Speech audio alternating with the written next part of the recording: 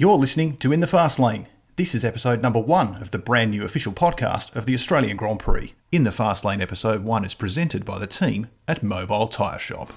My name is Matt Clayton and I'll be your co-host as we talk about all things Formula 1 and MotoGP. Later on, we're going to catch up with our very own Daniel Ricciardo as he prepares to finally get the 2020 F1 season off and running with the first of 2 races scheduled for the Red Bull Ring in Austria. But first, there's been a lot going on since the F1 season was paused before it really started at the Australian Grand Prix in March. Joining me to make sense of some of that is F1 journalist and podcaster Michael Laminato. Hello, Michael. Hello, Matt. How are you doing? Going very well. Considering we haven't had a race since the 1st of December last year, there's been rather a lot that's been going on. We've had races cancelled, we've had races postponed. The good news is that we're all systems go on an 8-race calendar for now, with the prospect of more to come. But there's been so many storylines over this longest off-season in F1 history. What, in your mind, has been the standout story of this hiatus that we've had? It's an incredible news generator, isn't it, Formula 1? You almost don't need the racing. It can sort of sustain itself for 6 months without it. I mean, undoubtedly, or the biggest story for me, I mean, it's subjective, so I shouldn't say undoubtedly, but is the Sebastian Vettel and then the knock-on driver market moves. I mean, I don't think anyone saw Sebastian Vettel leaving Ferrari. I mean, it feels like only yesterday we were talking in the pre-season about the driver market and how it probably didn't look like it was going to amount to very much this year in terms of big moves.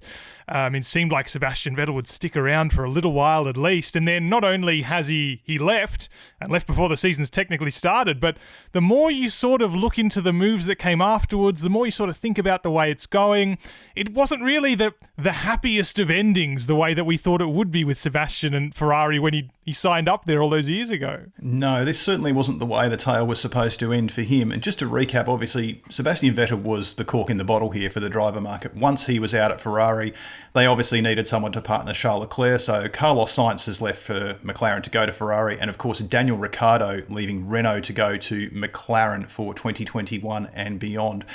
There's so many discussion points here. Obviously, is Charles Leclerc ready to lead Ferrari in a world championship fight against the likes of Mercedes and Red Bull? But the question for you, Michael, I think with Sebastian Vettel, do you see this as a sabbatical or a pause in his career, or might 2020 be the last we see of him? Has anyone, I already know the answer to this actually, but has anyone in Formula 1 who said they're going on a sabbatical actually returned? Fernando Alonso.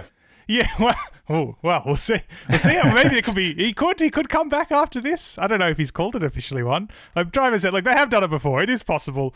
It just often doesn't seem to end up being the case. And I don't know. It's really interesting with Sebastian, isn't it? Because on the one hand, he's still relatively young, but on the other, he's been around Formula 1 for a while.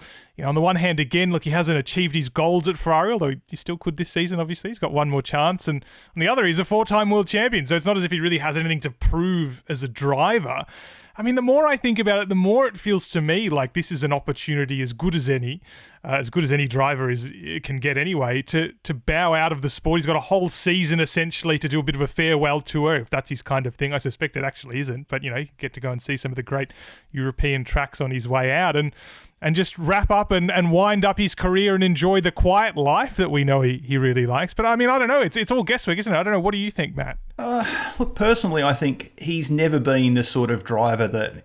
He's a bit different. He's a bit of a throwback to a bygone era of Formula 1 where he's in it for the racing and a lot of the peripheral stuff is either a minor annoyance or something that he's not that interested in. So you could absolutely see him doing his last race for Ferrari and then we probably won't see him again. He's, basically back to Switzerland with the family perhaps. I don't think he's going to hang around for a soft media gig or to turn up to run a team or anything like that. I think once he leaves, he's going to leave, and that seems very true to his character. You mentioned before about how long he's been around. 2007 USGP. I mean, it's a long, long time ago now for a young man. So, but as you said, 4 world titles, his place in the sports history books and where he ranks amongst the drivers is a really interesting subject. There's arguments for and against, but certainly the first domino in a driver market. You mentioned also about these circuits that he's going to be racing at. The key point at the moment is we don't really know where Formula 1 is going completely at the moment. We do know we've got 8 races, starting with back-to-back races in Austria. We're going to go to Hungary, back-to-back races at Silverstone, so be interesting to see how Lewis Hamilton goes there without that home crowd to push him along. Off to the Circuit de Catalunya in Spain, and then Belgium and Monza back-to-back. So that's going to be an interesting way to end that first 8. After that, who knows? We could end up in Bahrain, and Abu Dhabi is likely for the back end of the season. But do we go to the Americas? Are we in Russia? Are there 2 races there? Do we go to a circuit that Formula One doesn't often go to? And you know where I stand on this. I would love to see Formula One cars at Mugello. I'm not sure it'd be a particularly fantastic race for racing, but watching those cars on that circuit as a bit of a one-off, you can mark me down for that one. I'd love to see that. Anywhere on the potential list of circuits excite you? I mean, that is very exciting, not only because it's essentially a new track to Formula One. Certainly hasn't been on the calendar in recent times. It's been just completely new to all the current drivers. Maybe they've done a test here or there in their past, but in terms of racing conditions, a new track. It's in Italy. It's a classic European circuit, and you'd have this beautiful, if the talk is of course true, synchronicity, if you like, of that being Ferrari's 1000th Grand Prix, which we knew was coming up this year. And then for a while, it seemed like maybe they wouldn't get it, but luckily the calendar is on track now. And the idea of having their 999th race at Monza and their 1000th at Mugello, even if we don't have crowd there, okay, that subtracts a little bit from any race in Italy, I guess, lacking the crowd, but the circuit is quick. It's going to be a real challenge for the drivers who, if that's, let's say, race 9 or 10, okay, so they'll be into the season, but, they'll still be a challenge for them physically to do that kind of circuit. It's an exciting prospect, isn't it? Oh, look, certainly is, and it's just one of so many talking points that have come up from a season where we haven't turned a wheel yet. The good news is that's not far away, but there's a lot of things that are still very fluid coming up in the next few months. But coming up next on In the Fast Lane, we're going to chat to a man who'll be right in the thick of everything that happens in 2020, Renault's Daniel Ricciardo. In the Fast Lane episode 1 is presented by the team at Mobile Tyre Shop. If you need tyres, they're like your own personal pit crew. Because Mobile Tyre Shop doesn't just carry all the best brands like Bridgestone, Michelin and Pirelli at the best prices, they'll fit them for you, at home or work, and at a time that's best for you. You just pull into mobiletireshop.com.au, choose your tyres, and they do the rest. Mobile Tyre Shop fits tyres 7 days a week, and in most cases, they can be in and out in under an hour. They really are your personal tyre pit crew. For more, search the tyre shop that comes to you. Mobile Tyre Shop.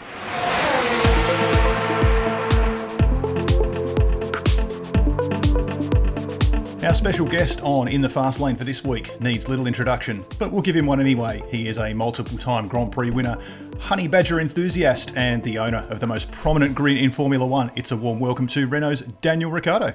Well, nice intro. Thanks. Good day.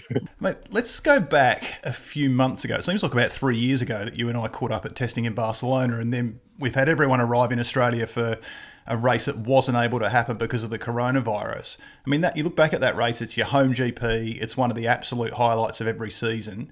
Tell us about that feeling of being ready to roll and then leaving Melbourne before anyone had even taken to the track. It was a pretty crazy situation, wasn't it? Oh, yeah.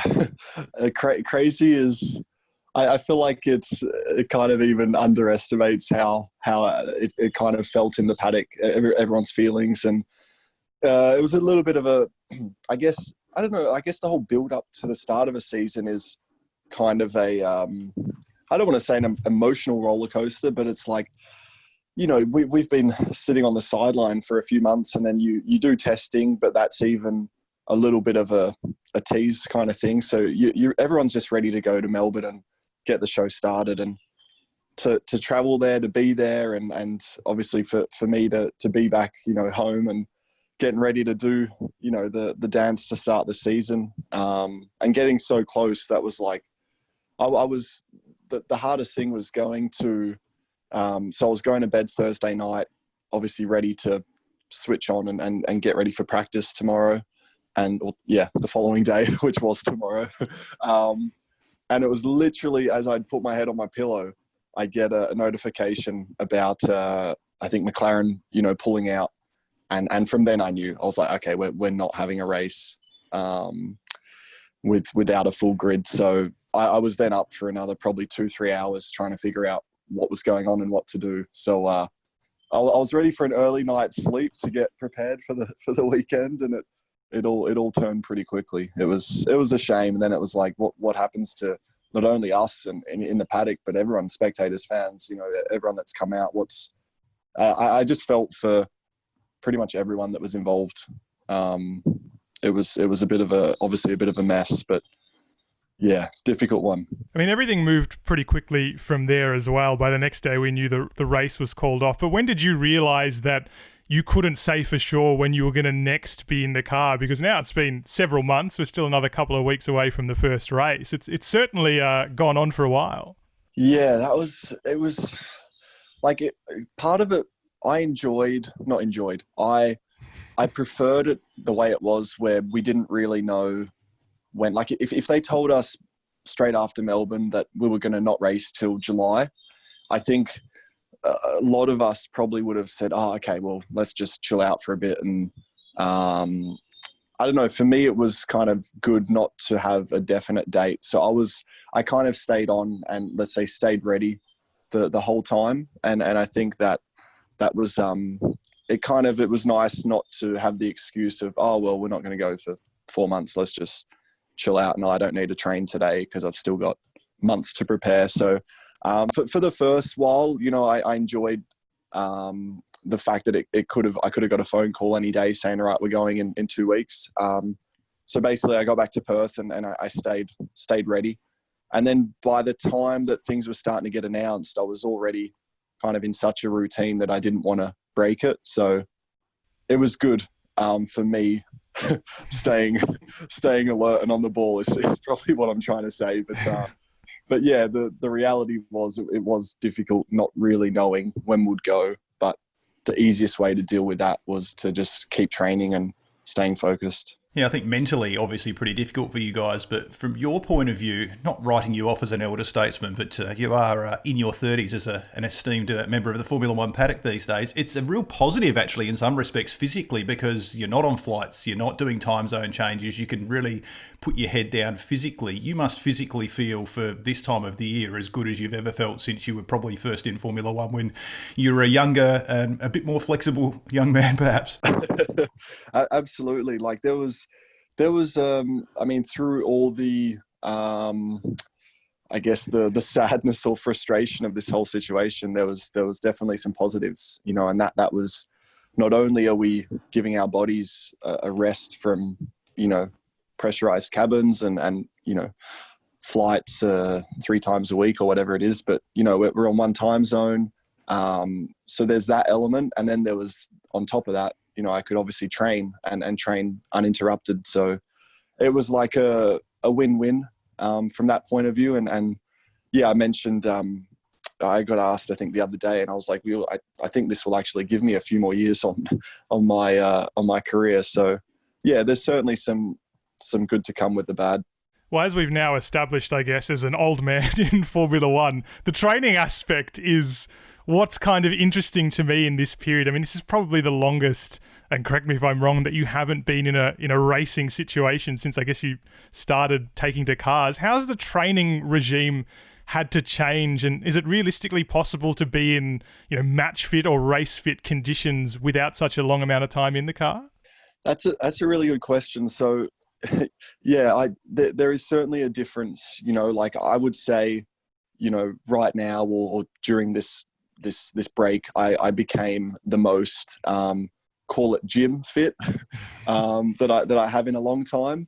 But the reality is I won't be the most race fit I've ever been, because you get that after just driving the car through the season. And naturally, whether I'm as gym fit as I've ever been, I haven't gone through an hour and a half, 2 hours of the same loads and G-forces that we get on a race. So yeah, I mean, I'm certainly, I think once we get into Austria and the race, I think I'll be completely fine. But yeah, you just can't replicate that. We do our neck training and we obviously can help ourselves out. But what you learn from just being behind the wheel and what your body is kind of gets used to and accustomed to, it's, yeah, day one is always a shock when it's, been a few months. You can't really stop that. You mentioned Austria before. This is a strange situation for everybody in that we know we've got 8 races here. We don't know whether the season's going to be 8 races, 10 races, 12 races. We don't know where it finishes. We don't know when it finishes. Do you feel the way we've got this sort of open-ended start is going to change the way people approach the championship, even for yourself? I mean, normally you can look ahead and say, all right, Abu Dhabi in late November, we're done. Here, you don't know necessarily where the finish line is. So do you think that has the chance to maybe change the way people race in terms of how they manage risk and then potential reward? Because a couple of DNFs early on in the championship, if you've only got 8 to 10 races, they could pretty much end your season before it starts, couldn't they? Yeah, exactly. I think you can have both approaches where it's like you've got the conservative approach where it's like, well, I can't afford to DNF because there's not enough races to kind of make it up. But then you've also got the, well, you know, there's not we're not going to get a whole lot of opportunities, so let's try and make every race count and go, you know, take risks and go for a result if it's there. So I think each approach has its own argument, but I mean, like, I obviously don't know what the other guys are going to get up to, but for me, I honestly can't say anything will change. You know, it's like you put the helmet on and you line up on the grid, and when the lights go out, you obviously try and move forward regardless. So, yeah, I don't think you'll see any conservative styles from myself, but, maybe someone like, I guess, Lewis, for example, he might potentially take less risks in the first race, just get a few points on the board and kind of, I guess someone who's running at the front might have a different approach, but I don't think it will actually change too much. But it's nice to guess and yeah. Well, I mean, theoretically, that could be good news for you because you've theoretically got less to lose, I suppose. Yeah, I guess if you look at like probably the front end to the midfield, naturally maybe the midfield guys will take more risks. But again, I think also a lot of us, in a way, can't help ourselves. Once the lights go out, it's like let's go, and it's adrenaline and excitement, especially after not racing for 8 months or something. I think that will probably take over. Just a final one on that season we were talking about, not knowing when it ends and what have you. It's a word we've seen thrown around with a lot of sports during this time, the word asterisk. Anyone that's a champion in anything in 2020, it's going to be, is that a legitimate championship? It's going to happen in all sorts of global sports. Does it feel like a legit season still, even if it's going to be a reduced number of races? Do you think that we're going to look back in history as this year's champion perhaps being with a bit of an asterisk, or is it legit as far as you're concerned?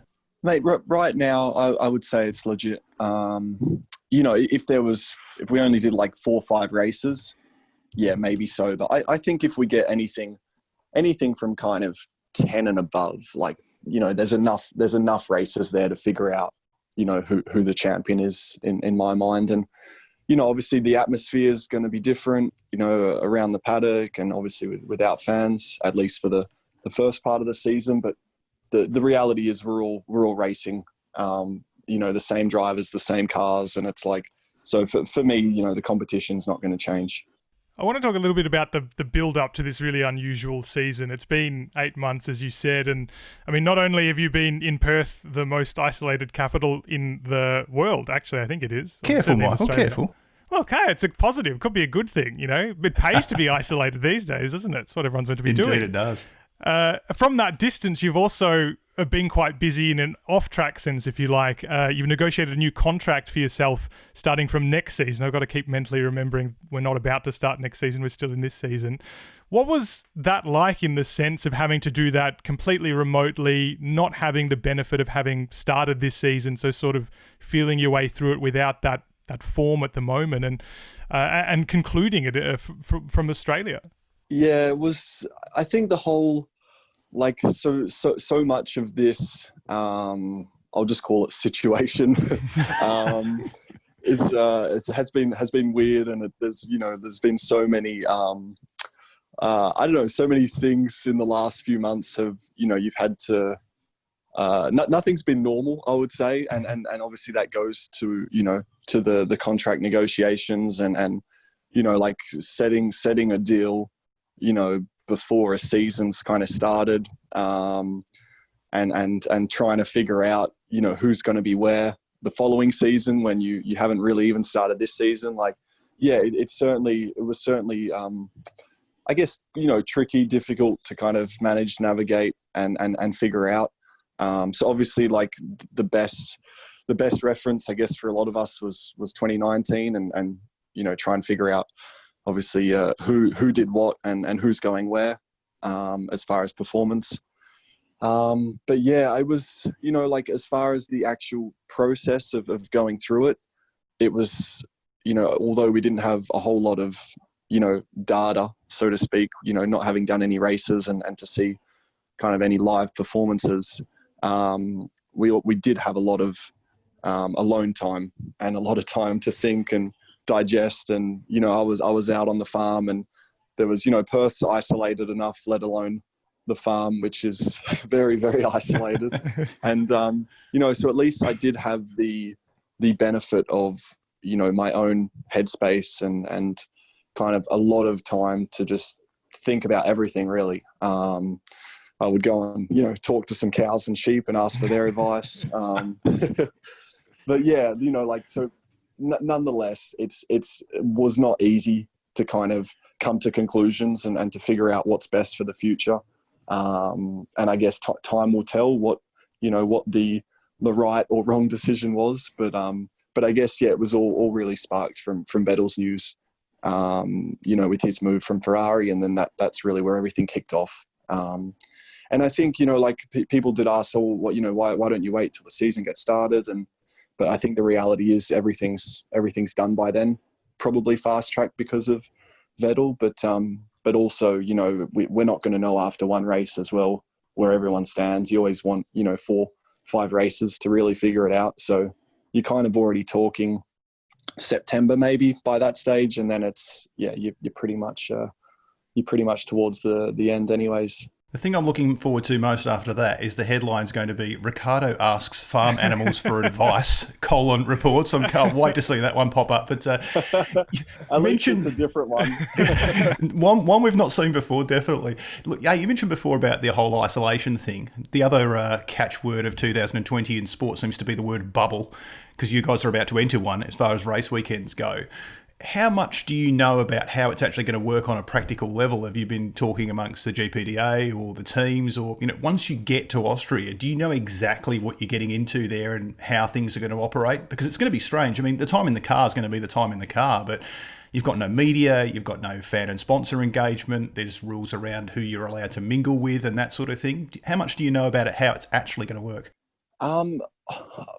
Probably something in the middle, but yeah, as far as the schedule, so I believe the schedule is the same as far as, practice, the time for practice, the time for qualifying. So there will be those, couple hours in between sessions, which for the most part, there's, our engineering meetings, but then, yeah, there might be some media stuff, on the side here and there, which I guess maybe won't happen, or at least to the level of what we're used to won't. So yeah, we might find ourselves with a bit of quiet time during that. I don't know what's going to happen, what we're going to do. I'm sure the team will find something for us. But yeah, one thing I am sure of, because I've already experienced it, is the whole COVID testing with the nose swab. Oh yes. That is not fun, and we have to get that probably another 30 times this year. And yeah, it's that real. I did not enjoy that at all. So that's something I know that is going to happen, and something that I'm certainly not looking forward to. No doubt. Look, on a not unrelated note, on a scale of 1 to 10, how much in this new experience of the bubble are you going to miss? The media scrums breathing on you accidentally, incidentally touching you on your way in and out. It's going to be a bit sad and cold without that, isn't it?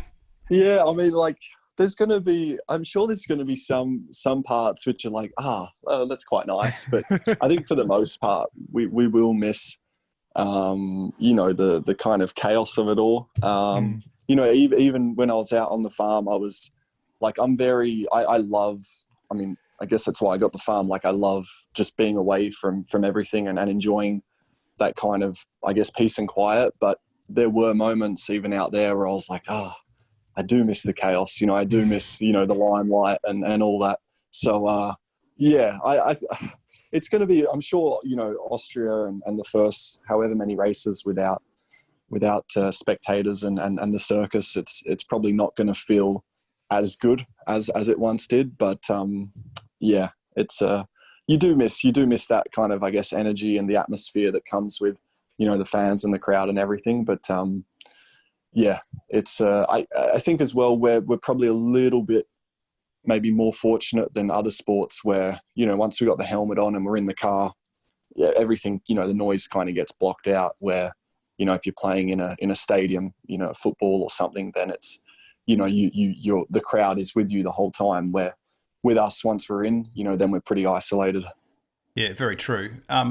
Mate, conscious of your time here, so I'll ask you one more before we let you go, and it's on a not unrelated subject. I know you're a massive fan of MotoGP as well, so you must be pretty stoked to see our old mate Jack Miller get his big chance with that factory Ducati ride for next season. It's kind of bizarre, you and him negotiating 2021 before you've actually turned a lap in 2020, but a massive chance for him to really start competing for some big results pretty regularly, isn't it? Yeah, I was really, really happy to hear that. And yeah, I sent him a little message and said, obviously stoked for you and excited to see what you can do. And when I say what you can do, I mean, I think we all know what he can do. So, just to, I guess, for him to get a better opportunity to stand on the podium and get back on the winner's box, that'll be really cool. But yeah, I don't know, maybe something to do with farms and the outback and negotiating contracts. It seems like we're both doing the same thing. Well, as far as isolation and quarantine went, you guys seem to be having more fun than most people. He's out there jumping motocross and out there with Toby Price doing all sorts of nonsense. So the two of you have done reasonably well, all things considered. Yeah, mate, I reckon he could nearly pass as a pro motocross rider as well. He is good. He's very good. I'm not surprised, but yeah, he's I don't know, those two-wheel guys, I am envious of them because the things they're able to do on off-road and on is pretty impressive. But yeah, no, really, really stoked for Jack. He's obviously a good kid, and I think he's, matured a lot and grown. And this is I honestly think the perfect time for him to get, the contract he's got. Let's hope so for him, and look, in the short term, let's hope so for you. Obviously, the 8 races that we know about starting in Austria in early July, and then we'll see where we end up from there, and obviously some big news for you for 2021. But in the meantime, Daniel, thanks so much for joining us on the first episode of In the Fast Lane, and look forward to following how things go once the season starts. No worries. Thanks for letting me help out with the debut. Appreciate it, guys.